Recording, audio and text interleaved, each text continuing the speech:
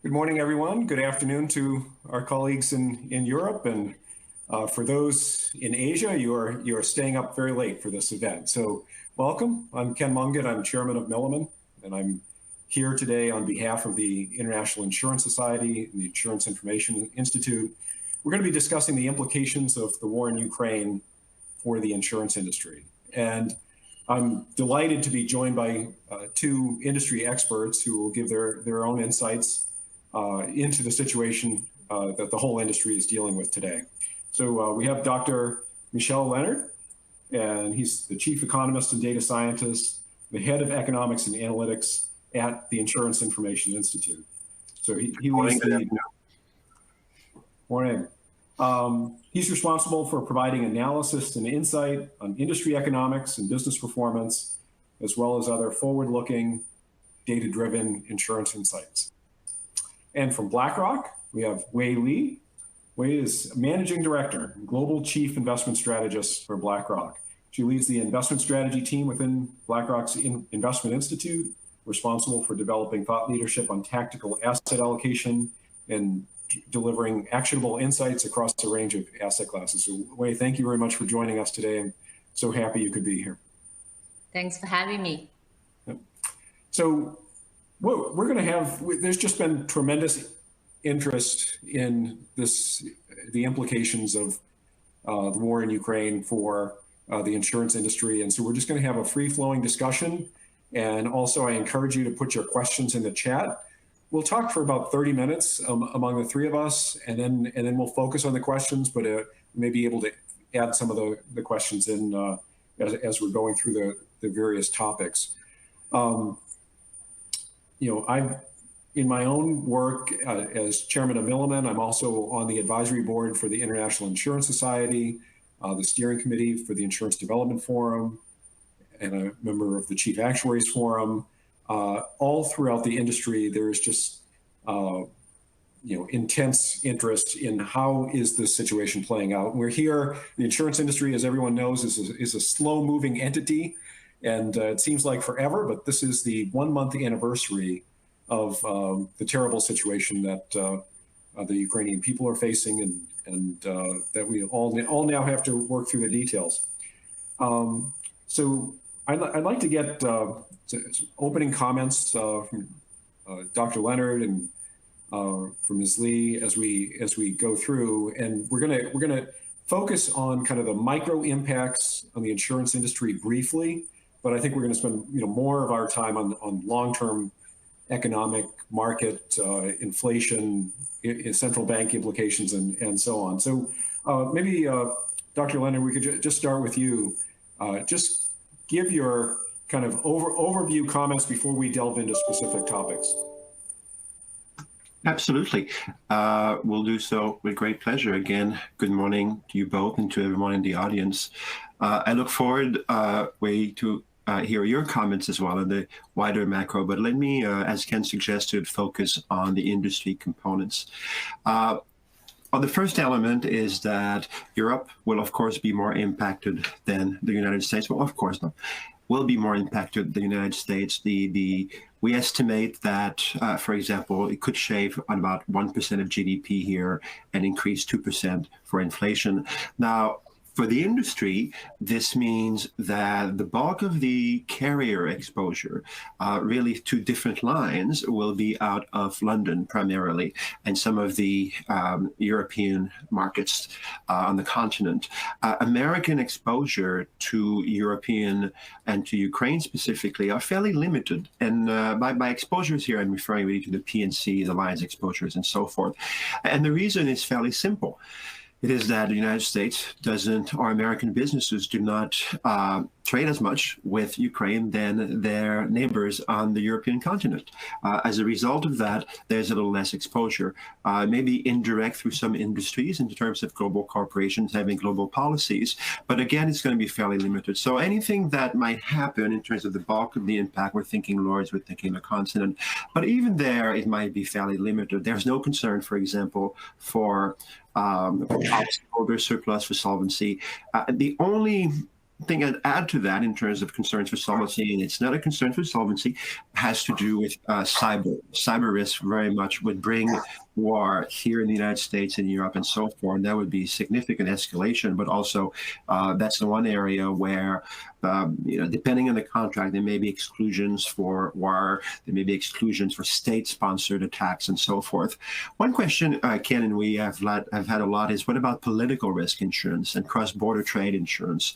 Again, the bulk of the exposure is in Europe, and that's not, the industry is international, it's global. But what's important to know is that since the invasion of Crimea, carrier exposure through political risk insurance and private markets cross-border trade credit insurance has been diminishing. A recent data point that I saw was about 10 billion placed in all of Europe in the last of political risk insurance in the last 6 or 7 years. So even if we bring this down to, let's say, half, we don't have more than a few billion outstanding. Now, these are real amounts, of course, but structurally, in terms of systemic risk, it is fairly limited because we sadly could see the rising risk over there. So I'm just going to stop here. Ken, if you want me to follow up on more specifics, but I would like Wei to be able to jump in.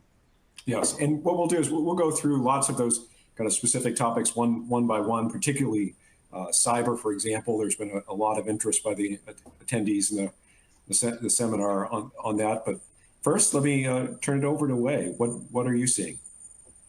Absolutely. Actually, it's really nice to go after Michel, because I can respond to some of the growth and inflation forecast that you just articulated really eloquently.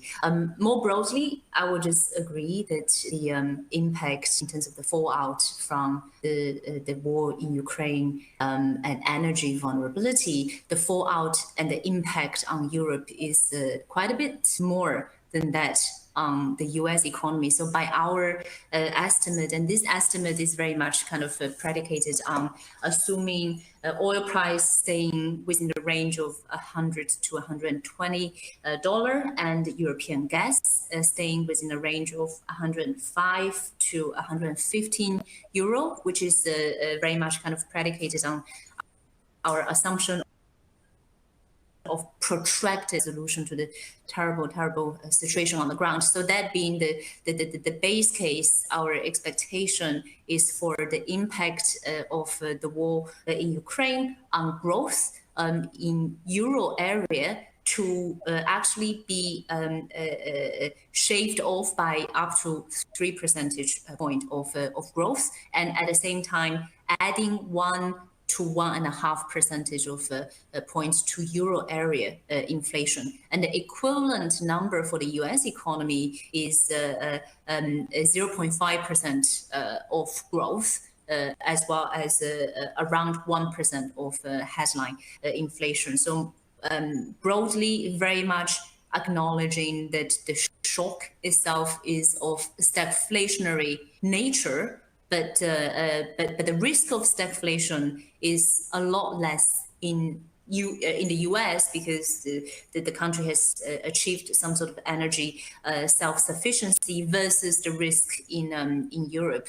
And as a result of that, and this is also why we are now pivoting from an asset allocation perspective within developed markets away from Europe towards the US, where company earnings continue to be very robust, but more importantly, margins continue to stay at elevated level, which means that the cost pressure, the inflationary pressure have not put too much stress for corporates, and they are able to pass on some of that cost pressure by maintaining, and as a result of that, maintaining their margin. So all of that just to say, well, actually, first of all, our hearts go out to everyone affected by this terrible tragedy on the ground, and then the fallout from the energy vulnerability, elevated volatility is a lot more felt in the case of Europe in comparison with the US. So all of that just to actually agree with Michel here. Wonderful. Well, Thank you very much. That's really sets the stage for the discussion. I think it's very helpful to have kind of those baseline expectations for these broad economic impacts in terms of inflation, the impact on GDP. Perhaps what we could get into a bit later would be then the insurance industry really is going to play a dual role here in terms of what happens next. You have this shock that affects inflation, potentially reduces GDP. And my assumption is there's going to be a big process of rewiring and building resilience to sort of lessen the potential of future shocks along these lines. And I think certainly if we look at things like the transition to sustainable energy, looking for alternative ways of getting energy supply, all of those things will be very long-term projects, and the insurance industry is a major institutional investor in long-term projects. The insurance industry also prices risk, and now risk pricing is all going to be sort of rewired, if you will, for potential events like this. So I think there will be kind of two different areas where there could be long-term implications for insurance companies. But before we get to that, I've got there were a number of questions that came in terms of what are the implications immediately for insurance companies in terms of the microstructure of the insurance industry.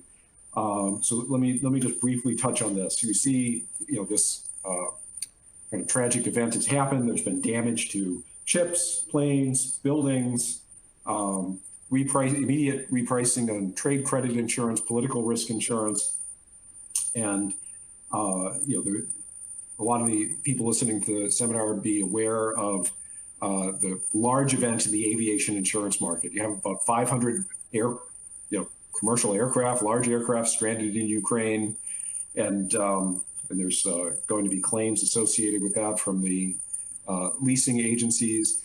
I think how that is going to play out is really going to be a matter for the courts. There's issues associated with the war exclusion and the actual sequence of events and timing on the handling of those policies that we will all find out as time goes on. In terms of certain types of ongoing insurance, Michel, you mentioned trade credit, political risk insurance.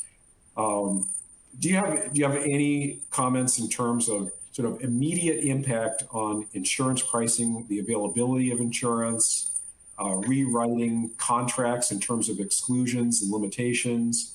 Anything on microstructure before we focus more on these kind of broader economic implications? Oh, absolutely. In a way, it was very interesting to hear your forecast there. And I was just thinking about the pattern of inflation in Europe recently versus the United States, very different. And we don't need to go into that right now, but I think that's an interesting component to keep in mind. The war exclusion is as standard an exclusion as it gets in insurance contracts.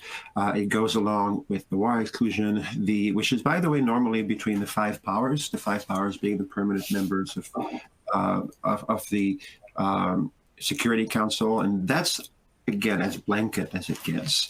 At Lloyd's, you cannot place policies. Well, everything is always possible, but especially at Lloyd's, but normally that exclusion stands.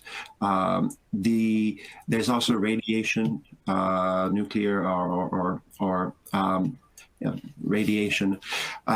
Now, the trade patterns is what's most important. Ukraine has very concentrated exports, all things being equal, and so does Russia. Ukraine, grain, and some rare earth metals, but we shouldn't over-focus on those. They are available within a certain time elsewhere. With, for example, for some car parts, etc., there could be some duplication, replacement there. So my message is that again, exposure is limited significantly on the basis of the war exclusion. Now, for those who have purchased political risk, and let's be, I mean, I did political risk for many years with my colleagues in the past, and these are not widely used policies, coverages. Trade credit, much more important, much larger, but the bulk still will be based on the bilateral and the multilateral trade. And again, if we look at those industries, such as energy, gas out of Russia, these aren't big buyers. One would think so, but these tend not to be big buyers of political risk insurance. On the credit side, however, soft commodities do use extensive amount of that, but the trade patterns here, again, I go back to that, are fairly, are sort of a benchmark to exposure.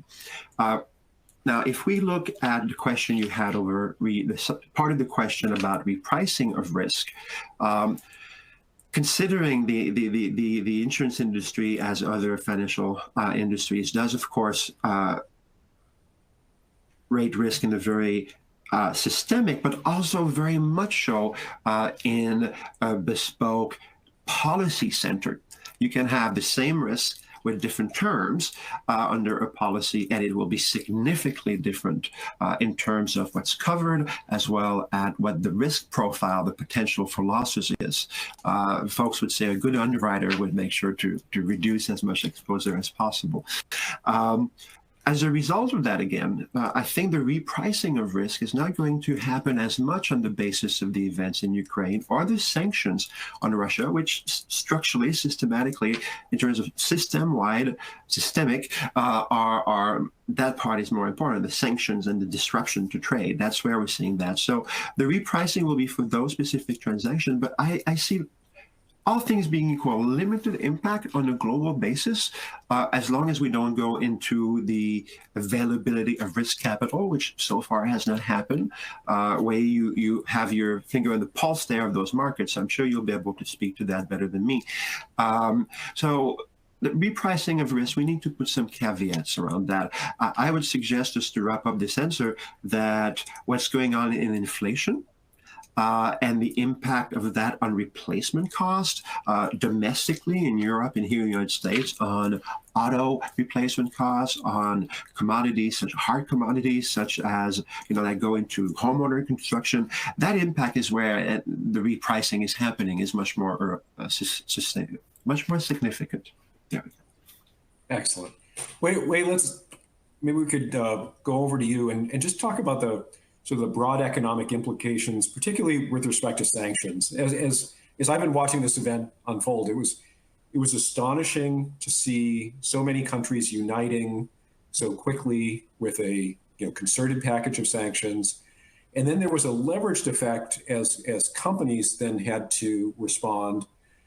They were responding to protect their brands. They also didn't want to run afoul of the sanctions, so they weren't trying to sort of skate the line. They were being, very conservative in terms of making sure that they weren't, dealing in any way that could, put them in conflict with the sanctions. So as the sanctions have rolled through, it's had some immediate economic effect, and then also some potential long-term effects as companies and countries say, well, what if this type of thing were to ever happen again? What sort of restructuring might we need to do to protect ourselves? So, Wei, any comments you have, just some kind of broad economic implications of this? Yeah, absolutely. It's really remarkable what has been put together in response to the war in Ukraine, and some really notable kind of firsts, right? Like thinking about weaponization of FX reserve. It's something that we didn't think was possible, and also thinking about energy sanction. Right now, it's limited. US, UK, and Europe clearly talking about it, but not really kind of going there in a meaningful way. But the fact that we're even talking about it is meaningful, right? And there is that concept that you talked about, which is self-sanctioning. It's not necessarily the companies that are forbidden to do business, but they walk away and they pivot in anticipation of policies being put in place, or it kind of jars with what they believe in, and they kind of self-impose this sanction on their own activities, and all of that aggregated together can have very meaningful kind of impact on the economic trends and also inflationary trends. So tying back to something that Dr. Léonard was talking about earlier, which is this concept of reshoring, right? So already, actually, without this terrible, tragic war in Ukraine, already we had this trend, this structural trend, kind of reversing globalization, right? So thinking about the trade war between US and China, thinking about the pandemic elevating supply of PPE and drugs on the national security level, already there is this tendency for countries and economies to reshore production chain, so that at times of crises they know where to source their input, and the war in Ukraine very much kind of accelerates that trend, and very much kind of ushers in the well, I wouldn't call the end of globalization, but certainly a very meaningful kind of turning point.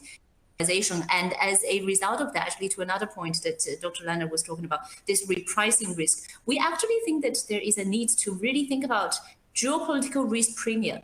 And I'm not an expert in the insurance sector, but I have spent a lot of time kind of thinking about asset allocation, constructing diversified portfolios with capital market assumptions, and what kind of risk premium we apply to different risk assets, right? And I think in addition to equity risk premium that we talk about as we think about portfolio construction, we now have to think about a geopolitical risk premium or a geopolitical stigma.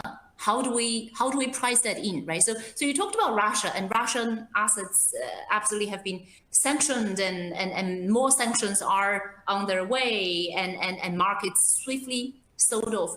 But think about China, right? That has, for as long as the country's alignment with Russia, the stance is not clarified to the extent that markets are completely happy with, then there ought to be a bit of a reassessment of the sort of risk premium that you would apply as you think about investing in the assets of this market. Because what happens if we have companies being caught in the middle and having to impose not necessarily like the primary kind of sanction being directly targeted, but what about secondary sanction? What about corporates kind of starting to think about, okay, we gotta strike a line, we gotta take a stance on what does that mean, right? So it's making us think very seriously about how do we quantify the impact of geopolitics in our construction of economic framework, and also in our construction of both strategic as well as tactical asset allocation. And the reason that I say that is because, and the reason that I say this is really meaningful, what is happening right now, is really because historically, if past geopolitical events for anything to go by, the impact on markets tends to be quite short-lived. And so far, actually, if you see how quickly European and US markets have rebounded, impact has not been long-lasting. But the risk premium introduced by these many firsts that have been kind of ushered in by the war in Ukraine, notably the weaponization of FX reserve, right? Like we didn't even think that was possible. Energy sanction being talked about, we didn't think that was possible. So because of this, I really think that we ought to think very, very seriously about the sort of risk premium that we would apply in investing, given today's geopolitical landscape. And tying back to one point earlier that I talked about, very much building on Dr. Léonard's point, this reshoring. That means inflation will be here to stay for, but I wouldn't say for a long time, but like we are entering a new inflationary regime where inflation settles will be higher than what we got used to pre-pandemic, right? Like now we're seeing eye-watering numbers, 30-year high inflation prints in the UK, 40-year high inflation prints in the US, and everybody expects that to fall off towards the later part of this year. But where it settles is actually really important. And we believe that because of reshoring, and also because that we now have a huge amount of debt economies in response to the pandemic have taken on a lot of debt. So interest rates cannot go very high because otherwise this debts become unserviceable. But because of all of this consideration, inflation will find a path to settle at a level that is quite a bit higher compared with what we got used to pre-pandemic and certainly pre-war in Ukraine. And that means inflation protecting your assets and inflation protecting your portfolio is going to be a structural challenge that we have to think about, not just because right now we're seeing really high inflation print. Fantastic. And that all the topics you've raised, they've been on my mind as well. And I'd added kind of another potential inflationary component is just the price of risk. The insurance industry is pricing risk in so many different ways, and then that just feeds into that overall cost equation.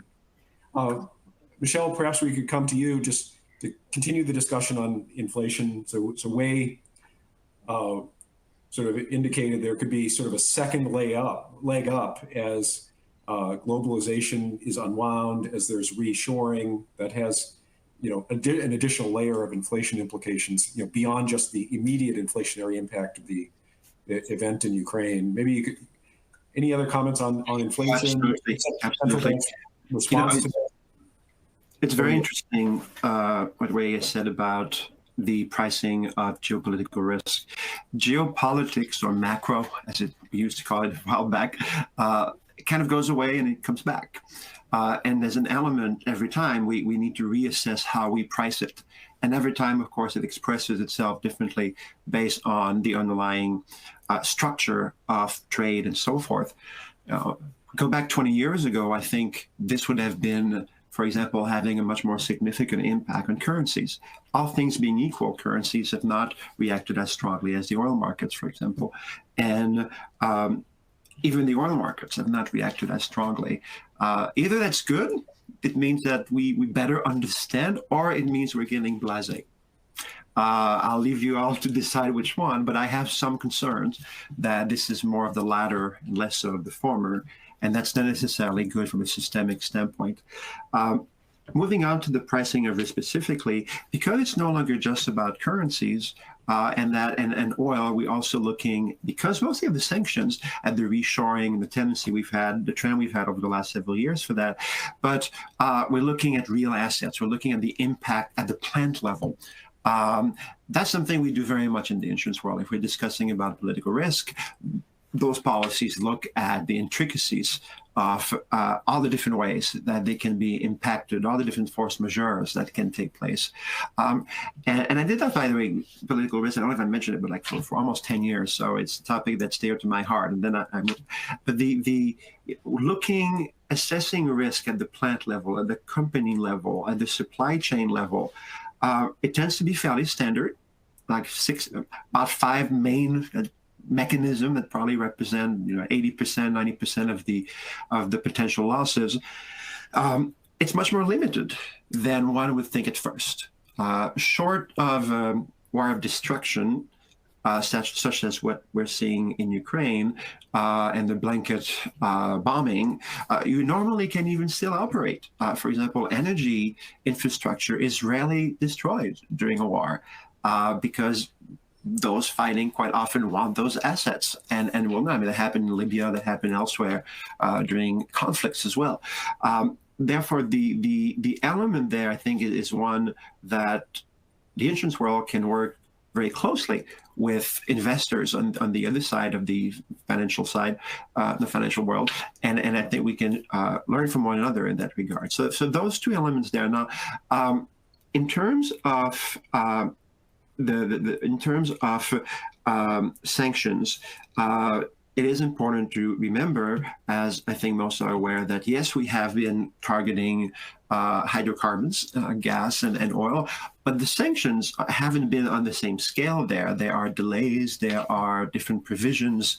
I think we're going to be in a very different place if the war ends or the conflict ends, shortly, in terms of the fighting on the ground. And it's not going to end shortly in any other way, but in terms of the fighting, and whether that cohesion on the side of trading partners and on the side of Europe and the United States continues for sanctions.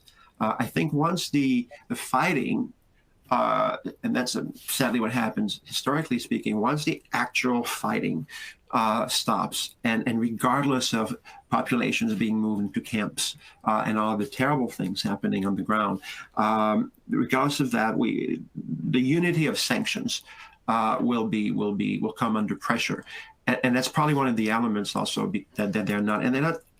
Sanctions never impact as much as one would think, and there are some voices on the part of Western governments who have echoed that. One last element there here, more macro. Higher inflation is not necessarily bad. I mean, we've had very low inflation for 30 years. What was the impact of that? It was mostly about protecting those who own assets. If you buy a house with a mortgage, inflation, as long as you have a fixed interest rate, inflation is not necessarily negative because it will increase the value of your house. If you're looking at a student loan situation in the United States, as long as the loans aren't on a floating rate, which many of them are, and that structurally makes no sense, but inflation is a way to get out of debt. And as Wei was saying, while at a structural level, the debt level of the corporate is under control. It's not necessarily the same for some domestic debt or personal debt. So that speaks to the wider issue, and now we're digressing a bit, but that speaks to the wider issue of wealth transfer between generations and how we look at debt, personal and corporate, in that regard. Yeah. And I think that same line of reasoning really ties in with the financial management of insurance companies. They're very closely focused on asset liability management. So any impacts of inflation are affecting both sides of the balance sheet, and to understand the impact on the solvency of insurance companies, the health of them from an investment perspective. You've got to look at both assets and liabilities simultaneously. Also, there's in particularly life insurance industry has a very robust retirement savings, retirement security business that's generally built around the model of providing growth with protection, and so then a lot of those products, just as you said, with inflation's long-term effects for somebody that owns a house, the policyholders could end up benefiting in kind of different ways from the growth-related components, if you will, as they're all pricing in nominal dollars. But we got a few questions in the chat just about the impact of market volatility on insurance companies. So if we have a protracted period of high volatility, what particular effects might emerge in the insurance industry? I deal with that a lot with my focus on retirement savings products. And honestly, I'm not seeing anything negative because the insurance industry now they've been through this over and over again. There was the global financial crisis where they went through that and kind of restructured the way they deal with market volatility. They went through the U.S. government debt downgrade in 2011. They've gone through COVID, another period of intense volatility. In effect, what I'm seeing is that the insurance companies took out their extreme market volatility playbook.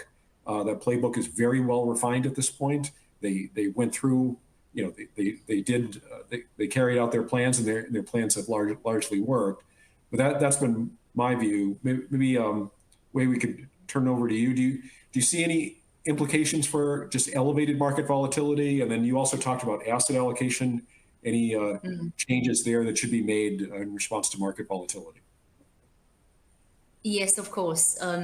Well, the first thing I would say about that is just we believe market volatility is here to stay.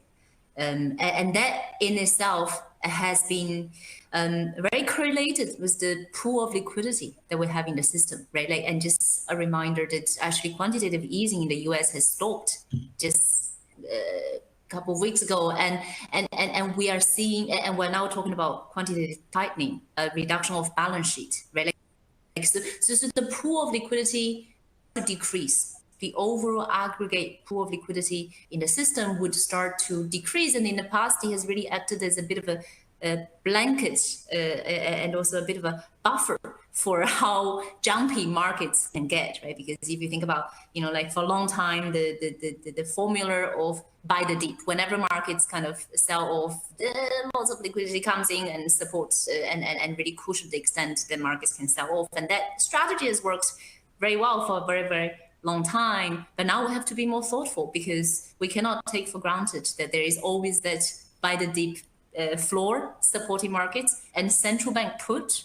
We can't take that for granted either, right? So it's another reason kind of contributing to the elevated market volatility that we believe is here to stay is policy uncertainty, right? So thinking about the central bank response mechanism to rising inflation. In the past, it's quite, I wouldn't say it was easy, but perhaps easier than now, because in the past, rising inflation, you can safely kind of assume that would lead to a policy tightening to try to contain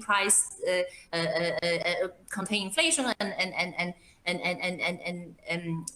really kind of focus on price stability. But right now, because the inflation that we're witnessing in the economy after the pandemic, and I hope the pandemic is safely behind us, but because the pandemic has led to a supply-driven inflationary issue that has then been exacerbated by another supply shock because of the war in Ukraine, central banks responding to inflation that is driven by supply would not be able to succeed, because supply bottlenecks can be solved by raising rates, right? Like that's, for decades, we're used to demand-led inflation, and central bank response can be effective. But in a supply-driven world, it's the bottlenecks and the production chain that is not going to be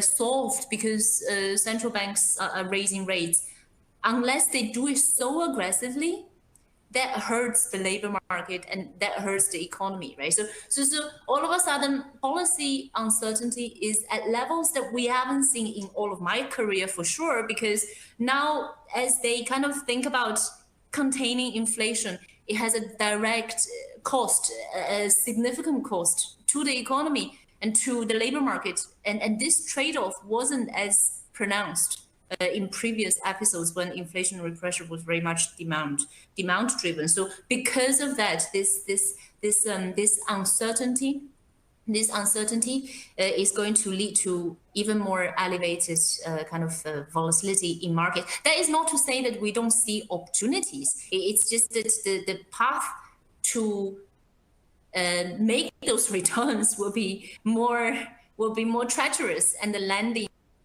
strip for us to get there is more narrow compared to before. So where do we see opportunities? Actually, we still think that in this current inflationary environment, we would prefer equities over bonds, because inflation in general, anyway, it's negative bonds, and then the central bank policy response piece can further kind of push yields higher and bond prices lower. So broadly, equity over bonds, and within equities, currently we have a preference for US equity market, because these are quality companies that have demonstrated their ability to actually navigate this inflationary environment. And if you think about the vulnerability to energy crises and elevated commodity prices, the US economy actually, surprisingly, if you think about the composition of the S&P 500, a lot of the revenues are derived from within the country. So it shows the market to some extent as well. So we have this bias as we think about kind of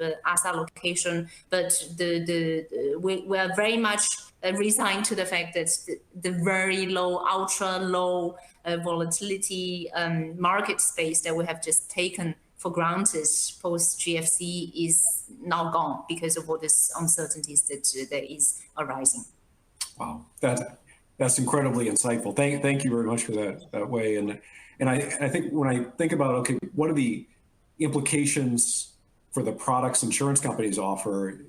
Equities over bonds, the central bank put is gone, and I see that as leading to increased demand for the long-term savings products offered by insurance companies that combine equity exposure with some type of protection element. Because I think for all the difficulties you just mapped out, if you're anything other than a sophisticated institutional investor trying to navigate that treacherous path on your own, it would be a daunting challenge, and people will want insurance companies to help them do that. So while we're in a very difficult environment, I actually think there's market opportunity for insurance companies. If I may speak a bit to that, Ken, to your original, yes, indeed, that was fascinating, by the way. I was just biting my tongue there then from jumping in and asking questions.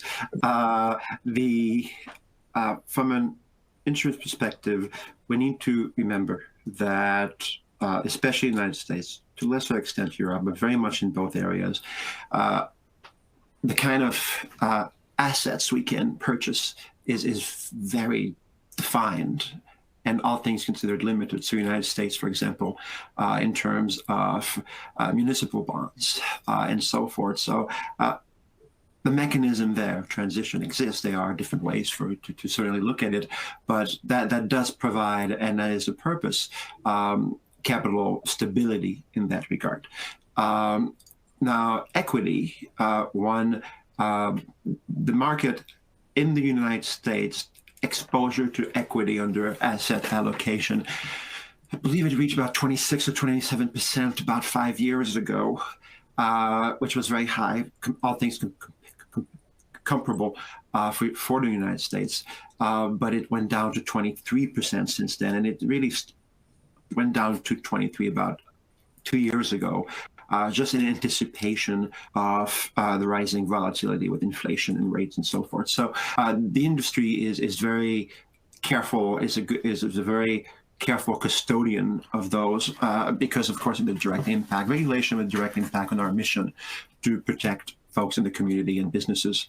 So that would be, the element there. As you said, Ken, we've been able to generate significant income, up and down and so forth, and perform within, of course, the expectation of low, quote, medium risk capital. On the issue of annuity, and I want to be mindful of time here, but on the issue of annuity, I would love for you to be in agreement with you, but I remember doing a survey a few years ago of annuity products for a younger generation. They just don't know it. So those hybrid investment guaranteed and so forth, and return guarantees, certainly the economics of it rates-wise may improve. And certainly the volatility element might also lead to that, but the products need to be known. So that will be very interesting to see. And life insurance is the same issue, by the way. The products aren't as popular as they used to be. And I think that's a challenge that hopefully, as you point out, the attractiveness of the products will allow us to address successfully. Yep. Excellent. We got just 2 minutes left, so I want to hit one of the questions that came through in the chat. And I hate to end on a down note, but there were a few questions that kind of the same theme of the kind of what happens if this situation gets worse, if the war expands from Ukraine, if the if the weapons used, if more horrible weapons are used. My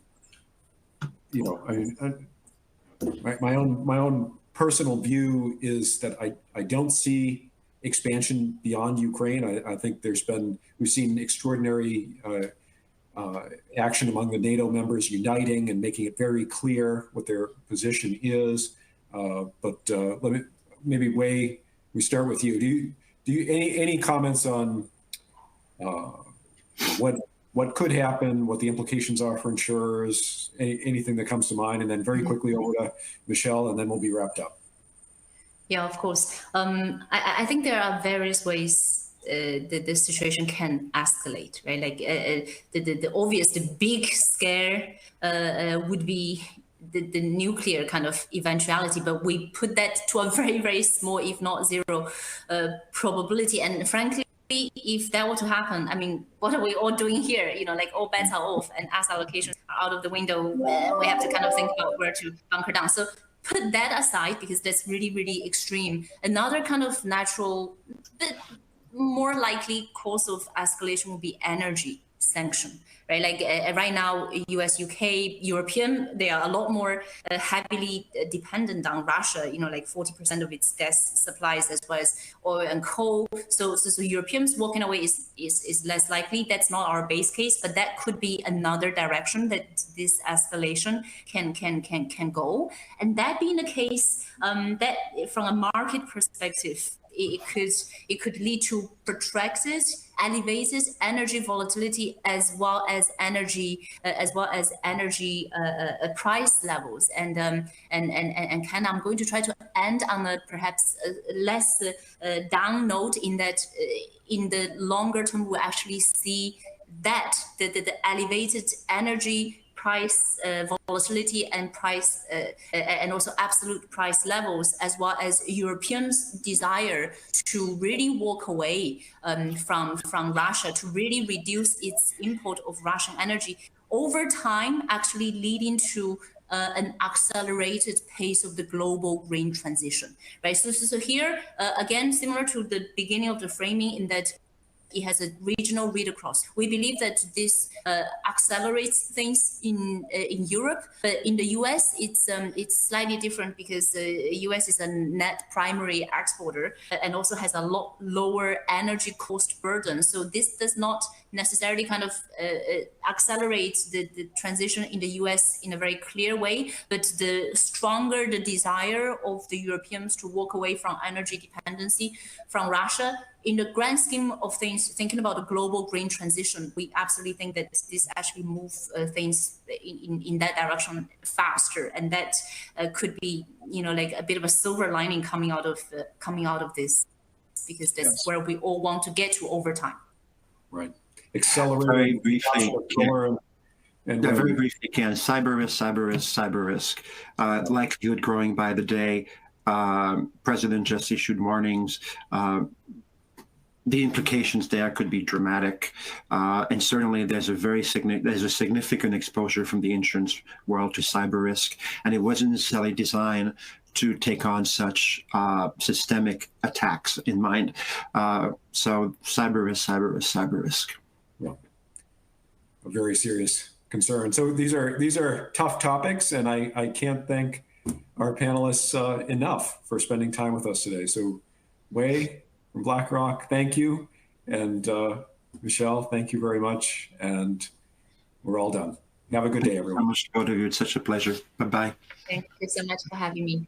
Great to meet you.